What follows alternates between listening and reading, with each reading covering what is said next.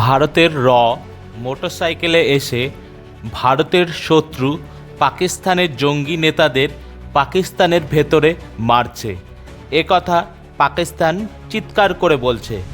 খবর আসছে ভারতের শত্রু জঙ্গি হাফিজ সঈদের ডান হাত আবু কাতাল মারা গিয়েছে। আবু কাতালকে মোস্ট ওয়ান্টেড ঘোষণা করেছিল ভারতের এনআইএ। জম্মু কাশ্মীরে জঙ্গি হামলায় যুক্ত ছিল আবু কাতাল। আবু কাতাল মারা যাওয়ায় পাকিস্তানের জঙ্গিদের মধ্যে ভীতির সৃষ্টি হয়েছে। গত 2 বছর ধরে পাকিস্তানে আতঙ্কবাদীদের খুঁজে খুঁজে মারছে।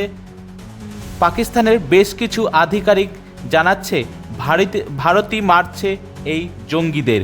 পাকিস্তানের জিও নিউজ এ বিষয়ে ভারতের রয়ের হাত আছে বলে জানাচ্ছে।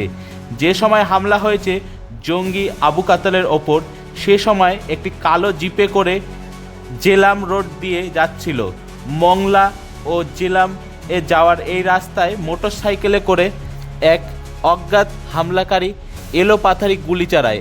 একের পর এক গুলি আবু কাতালের মাথায় লাগে, সঙ্গে সঙ্গে আবু কাতাল মারা যায়।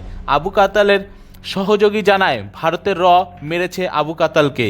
জিও নিউজ জানায় এটি শুধু নয়, একের পর এক জঙ্গিকে হত্যা করছে ভারতের এভাবেই 1 ডজনের বেশি আতঙ্কবাদীকে মেরেছে বলে দাবি করছে জিও নিউজ। এ বিষয়ে আরও খবর জানতে কলকাতা সমাচার চ্যানেলটি লাইক করুন, সাবস্ক্রাইব করুন ও বেল আইকনটি প্রেস করুন। ধন্যবাদ।